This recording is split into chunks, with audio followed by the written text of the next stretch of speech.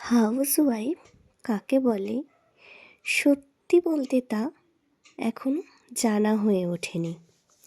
তবে একজন ঘরের সাধারণ গৃহবধূর কী কী কর্তব্য তা একটু একটু করে শেখার চেষ্টা করছি। গৃহবধূর প্রধান কর্তব্যই হলো ঘরের মানুষদের ভালো রাখার, কিন্তু আমি কতটা পারি তা সত্যিই আমি জানি না। তবে ঘরের মানুষগুলো যখন সারাদিন অক্লান্ত পরিশ্রম করার পর বাড়ি ফেরে, তখন তাদের মুখটা দেখে সত্যি বড্ড কষ্ট হয়।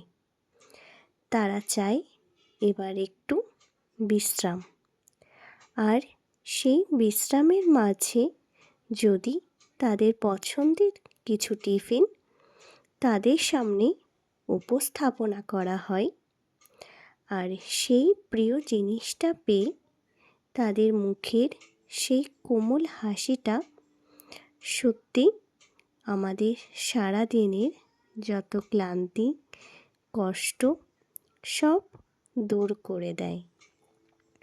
ভালো থাকুক পরিবারের কর্তারা।